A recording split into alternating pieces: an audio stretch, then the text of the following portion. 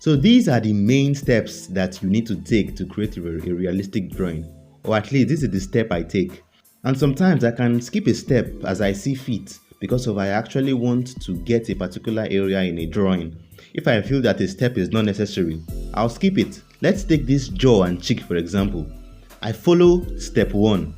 I create the base layer. I block out the shadows with my HB pencil and I am shading using hatching in this very large area. I used circular motions in the previous section, but this time I'm using hatching because of it allows me to cover ground much faster. Step 2. I blend the base layer with my tissue paper. And oh my, look at how smooth that turned out. And the craziest thing is that we are creating this with really cheap materials. This HB pencil is the kind of pencil that little kids in kindergarten use, but we are using it to create realistic drawing. Go to the comments and let me know, guys, do you use expensive art materials to draw, or do you make do with cheap art materials or the ones that are available with you? I would really like to know, and I would like us to discuss this more in the comments. Step 3. Create the second layer with your HB pencil. I'm following the rules and I am still mapping out the shadows with my 4B pencil. Step 4. Blend the second layer with your tissue. Step 5. Sculpt the shadows with your 4B pencil.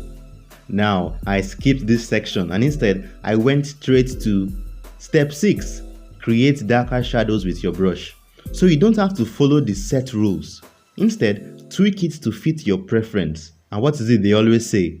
Rules are meant to be broken. So this is why I skipped step 5 and I just went straight to step 6 because the jaw is very dark. So just creating dark shadows immediately is what is needed for this area. So I am focusing mainly on darkening it with my brush dipped in powder. It's getting hard saying my brush dipped in charcoal powder. So from now on, I will call this step my charcoal brush. You know, it's a lot faster that way. So when you hear charcoal brush, just know that I am dipping my brush into charcoal powder. And yes, you can also dip your brush into graphite powder. But the reason why I use charcoal is because charcoal allows me to get dark tones. And this guy, Trevor Noah, is dark skinned. And hey, if you are enjoying the video so far, consider hitting the subscribe button because on this channel, we share easy tutorials like this to help you improve with your drawings. But now listen to this carefully.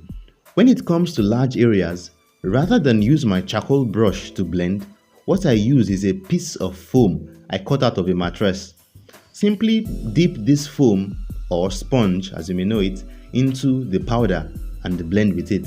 When you blend with this foam, you'll be able to cover ground much faster as opposed to blending with a brush. Blending with a brush is best for little areas.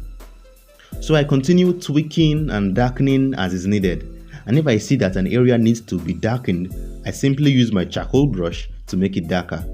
And yes, remember to dust away the excess charcoal from your brush if you want to blend light areas. If you don't get rid of the excess charcoal on your brush, you could end up with something like this. Now that we are done with the skin, it's time to draw the hair. And as you can see, this hair is different. It's not like the normal long wavy hair. This one is short, curly, and kind of tricky to draw.